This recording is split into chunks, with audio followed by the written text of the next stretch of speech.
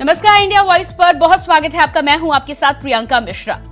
झारखंड की डुमरी उपचुनाव सीट पर इंडिया वर्सेस एनडीए की जोरदार टक्कर होने वाली है, जिसको लेकर दोनों ही महागठबंधन ने अपने वार को धार देने का काम शुरू कर दिया है। डुमरी में जहां जेएमएम बेबी देवी के सहारे सहानुभूति वोट लेकर अपनी वैतरणी पार करने की कोशिश में है, तो वहीं एनडीए की यशोदा देवी के साथ हर बार मिलने वाले दूसरे स्थान को जीत में बदलने का सपना संजोए एनडीए मैदान में उतरने वाला है, जिसकी कवायद में बाबूलाल मरांडी भी संकल्प यात्रा के साथ इस संकल्प को पूरा करने के पुरजोर कोशिश में दिखाई दे रहे हैं। अब देखना यह है कि डुमरी में जनता इंडिया वर्सेस एनडीए में किसके सिर जीत का ताज सजाती है। आज इसी पर हम बात करेंगे, लेकिन उससे पहले देखिए रिपोर्ट।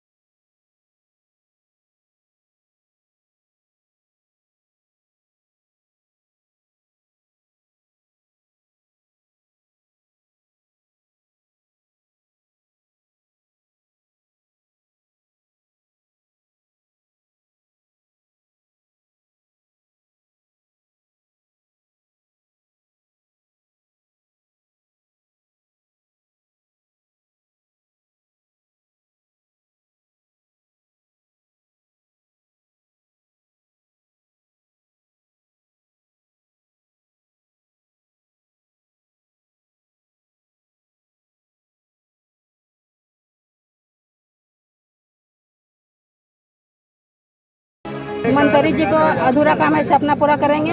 जनता मेरे साथ है।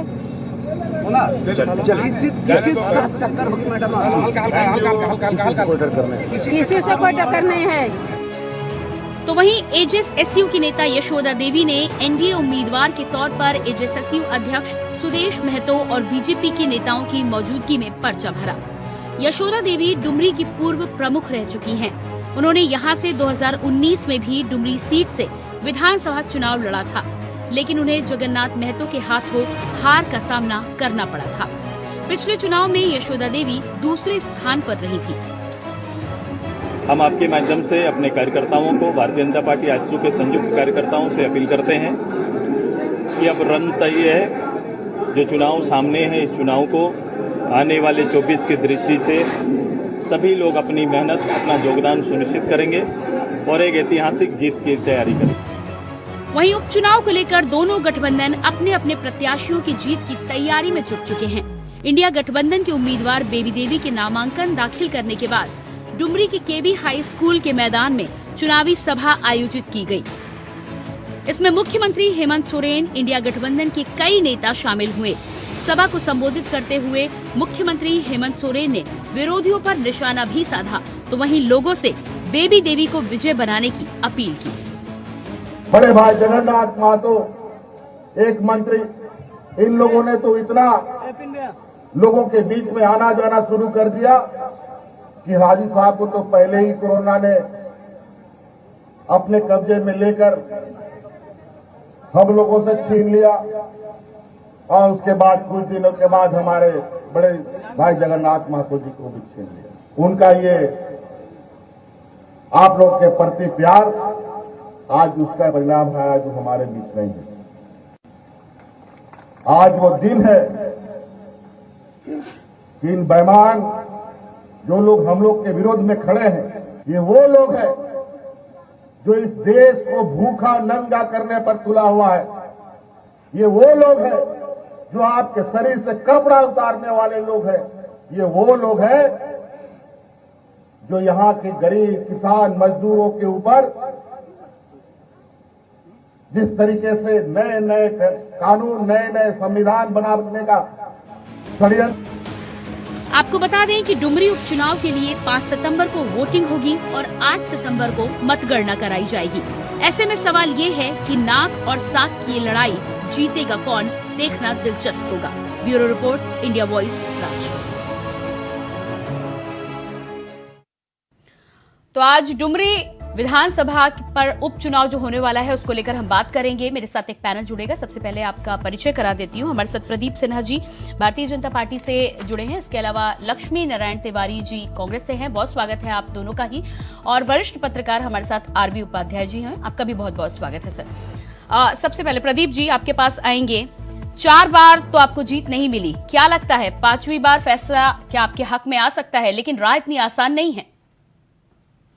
देखिए, 4 बार जब जगन्नाथ महतो को जीत मिली उस वक्त झारखंड मुक्ति मोर्चा की सरकार नहीं हुआ करती थी राज्य।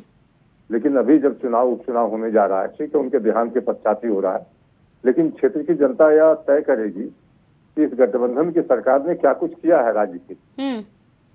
तो उनसे पूछा जाएगा झारखंड मुक्ति मोर्चा के लोगों से कि स्थानीय नीति आपने लागू क्यों नहीं किया आज तक, नियोजन नीति क्यों नहीं बना पाए, और जो वायदे करके क्षेत्र की जनता से आए थे, राज्य की जनता से चुनाव के वक्त जो कहा था आपने कि 5 लाख नौकरियां देंगे, बेरोजगारी भत्ता देंगे, बहुत सारी बातें। ठीक है, लेकिन डुमरी विधानसभा सीट की यदि हम स्पेसिफिक तौर पर बात कर ले तो एक तो जगन्नाथ महतो का नाम है और उसके बाद तो अब उनके पास सहानुभूति कार्ड भी है। देखिए, सहानुभूति कार्ड हो सकता है, लेकिन राज्य की जनता ने यह भी देखा, हालांकि वो दिन राज्य के लिए बहुत ही शर्मसार करने वाला था कि जब उनको शपथ दिलाया जा रहा था उनकी पत्नी को, तो शपथ पत्र भी नहीं पढ़ पा रही थी। अब आप बताइए कौन से लोगों के हाथ में ये बागडोर सौंपना चाहते हैं। और भारतीय जनता पार्टी ऐसे ही आरोप नहीं लगाती है इन पर कि आप वंशवाद। तो राजनीति में तो ये सब चलता है, ऐसे तो फिर पार्टी के तमाम नेता होंगे, आपकी पार्टी से भी बहुत ऐसे नेता निकलेंगे जिनके सर्टिफिकेट पे सवाल होता है। ठीक है, हाँ। सुन लीजिए, शपथ नहीं पढ़ पाए और ऐसा चलता है। हाँ। नहीं, ऐसा चलता नहीं, ऐसा होना नहीं चाहिए, लेकिन ऐसा कोई पहली बार तो हो नहीं रहा है ना। ठीक है, मैं आपके पास आती हूँ। ठीक है प्रदीप जी, आपने सवाल अच्छा खड़ा किया है, लेकिन ऐसा कोई पहली बार नहीं हो रहा है भारतीय इतिहास में। ऐसे न जाने कितने लोग हैं, किसको किसको आप पहले बाहर निकालेंगे। लक्ष्मी नारायण तिवारी जी सबसे पहले जवाब दीजिएगा। प्रदीप जी का कहना है कि ऐसी कैंडिडेट आपका महागठबंधन उतार कर लाया है जिनको शपथ पढ़ने में दिक्कत आ रही है, काम कैसे करेंगी, कैसे अधिकारियों के साथ काम करा पाएंगी वो?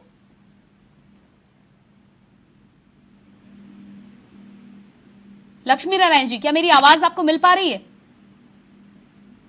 ठीक है, शायद संपर्क हमारा नहीं हो पा रहा है। मैं आपके पास वापस आती हूँ। हमारे साथ वरिष्ठ पत्रकार आरबी उपाध्याय जी भी जुड़ चुके हैं। आरबी उपाध्याय जी, जिस तरह से यहाँ पर प्रदीप जी सवाल खड़ा कर रहे हैं, भारतीय जनता पार्टी खासतौर से इस मुद्दे को लेकर बात कर रही है बार बार कि बेबी देवी जो हैं उनको दिक्कतें आती हैं पढ़ने में भी, और इस तरह से सहानुभूति के लिए वो केवल वो कैंडिडेट लेकर आए हैं, इसके अलावा और कोई कारण नहीं है।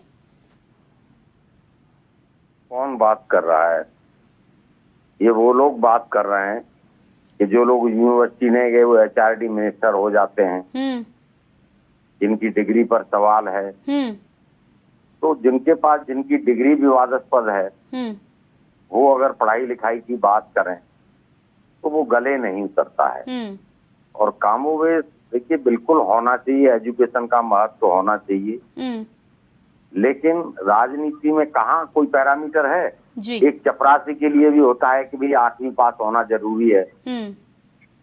राजनीति में कोई संविधान में इस तरह का प्रावधान है या किसी ने कोई पहल की है कि इस तरह का प्रावधान लाया जाए? जी बिल्कुल, जी बिल्कुल। प्रधान के लिए, MLA के लिए ये क्वालिफिकेशन है, MP के लिए ये क्वालिफिकेशन, मिनिस्टर के लिए ये क्वालिफिकेशन होनी चाहिए। पहल कौन करेगा?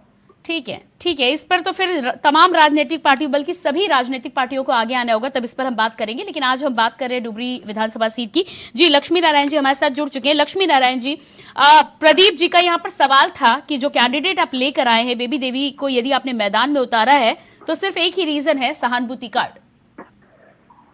ऐसी बात नहीं है, सहानुभूति का नहीं है ये। सहानुभूति धार्मिक, हिंदू, मुस्लिम, ये सब इनका एजेंडा है। हम के आधार पर, हम जमीन के आधार पर, हम वास्तविकता के आधार पर, हम अपनी आधार पर उतरते हैं। और आपको पहले बता देते हैं, आप लिख रहे हैं बार बार कि डुमरी का किला इंडिया बचा पाएगी।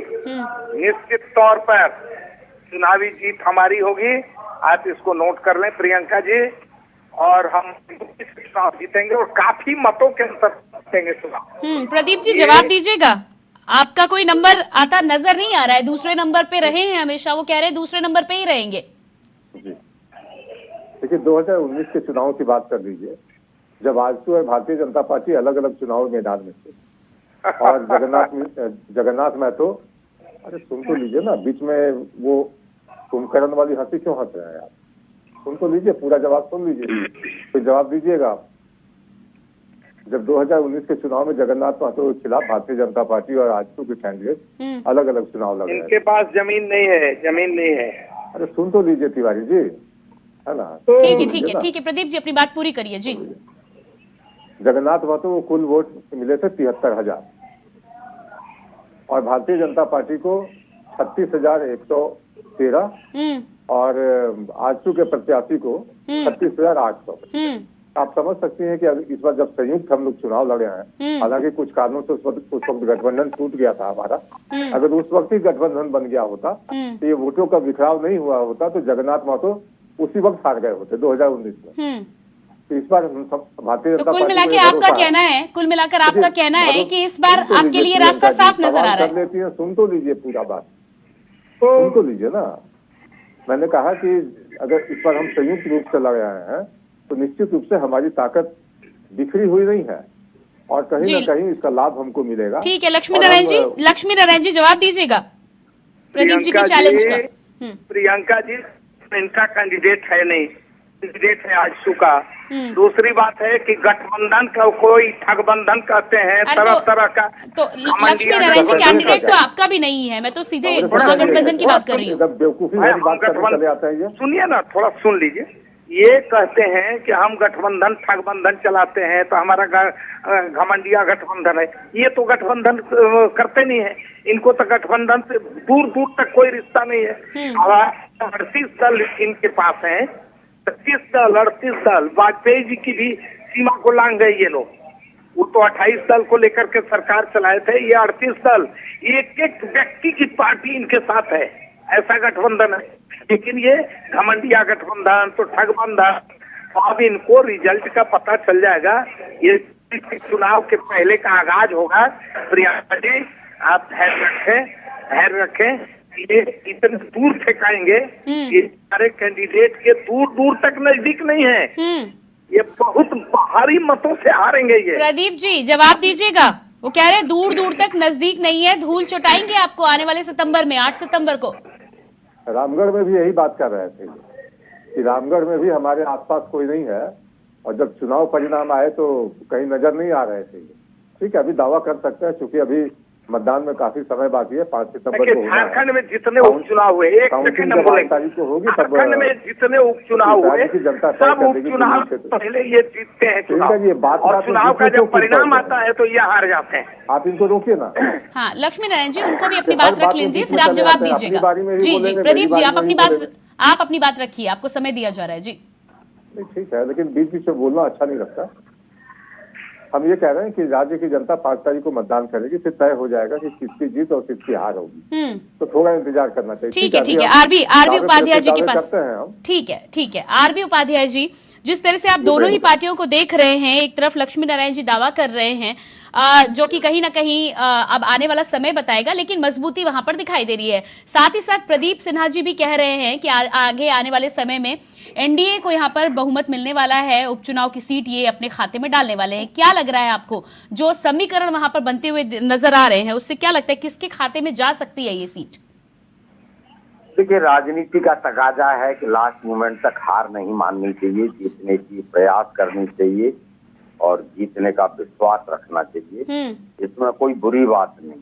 जिस तरह से बाबूलाल मरांडी लगातार संकल्प यात्रा और तमाम इनके नेता जो हैं कोशिश करते हुए नजर, क्या लगता है आपको कि क्या जो वोटों की संख्या है उसे बढ़ा पाएंगे? क्योंकि हर बार यदि हम देखें तो दूसरे नंबर पे जरूर रही है भारतीय जनता पार्टी या एनडीए का गठबंधन, यदि हम बोले तो। देखिए, दूसरे नंबर की जो सीटें थी उन पर पूरा फोकस किया है, बीजेपी ने मेहनत की है वहां पर और टारगेट किया है उन सीटों को जो सीटें हार जाते थे। लेकिन ये जनता है और जनता की अदालत है। आप कितनी भी यात्रा करिए, कितना भी प्रोपगंडा करिए, जनता अपना मतदान करती है।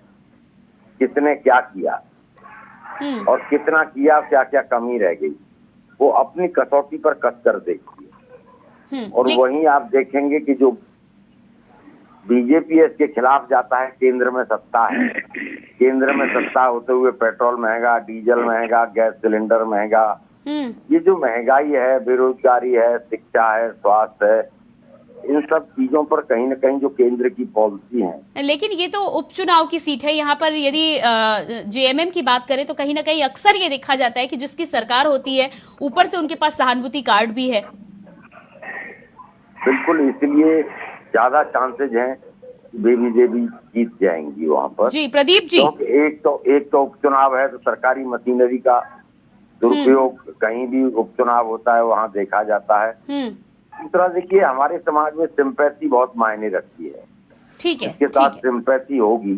ठीक है, मैं आपके पास आती हूँ। प्रदीप सिन्हा जी, जिस तरह से आरबी उपाध्याय जी कह रहे हैं और जो करंट सिचुएशन है उसको लेकर क्या कहना चाहें? कोशिशें बहुत की जा रही है, वो भी कह रहे हैं कि भारतीय जनता पार्टी मजबूत होगी, लेकिन यहाँ हम इस सीट पर जीत की बात कर रहे हैं क्योंकि यहाँ पर कहीं ना कहीं इस उपचुनाव के साथ इंडिया वर्सेस एनडीए की भी बात निकलकर सामने आ रही है और इस सीट पर जो चुनाव होता है उसका 2024 में भी असर पड़ता नजर आएगा। कहाँ की बात कर रही हैं आप? 2024 का लोकसभा चुनाव और एक मैं लोकसभा चुनाव की बात नहीं कर रही, मैं महागठबंधन के जो समीकरण है उनकी बात कर रही हूँ।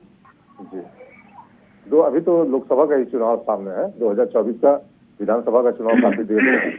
अब जहाँ तक प्रश्न है कि उपाध्याय जी जो कह रहे थे कि बहुत महंगाई है, बेरोजगारी बहुत है, तो ये तो मैं समझता हूँ कि ये मुद्दे 2019 में भी लोग लेके गए थे जनता के पास, तो उपाध्याय जी को जवाब मिल गया होगा उस वक्त क्या लोगों ने क्या तय किया।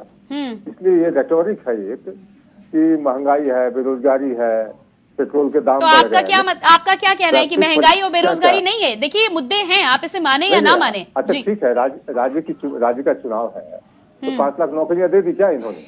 बेरोजगारी भत्ता क्यों नहीं दिया अभी तक? तो हम भी तो ये प्रश्न पूछेंगे उनसे ना। हाँ, तो पूछिए ना आप सवाल। हाँ, जनता के बीच जाकर हम बताएंगे कि ये वायदे किए थे आपने इनसे अपनी घोषणा पत्र में। ठीक है, लक्ष्मी नारायण तिवारी जी के पास मैं जाना चाहूंगी। ठीक है, आपने सवाल किया है, जवाब तो ले लीजिए मुझे। लक्ष्मी नारायण तिवारी जी जवाब दीजिएगा। देखिए प्रियंका जी, भारतीय जनता पार्टी जिसको ये लोग कहते हैं, हमारे शब्दों में हम कांग्रेसी लोग कहते हैं भारत जलाओ पार्टी, ये हमारे गठबंधन को इंडिया गठबंधन का, ये इनके पास जुमले के अतिरिक्त कुछ नहीं है। अभी लाल किले के प्राचीर से प्रधानमंत्री ने 2024 में कहा कि जब हम 24 में झंडा फहराएंगे इसी लाल किले से।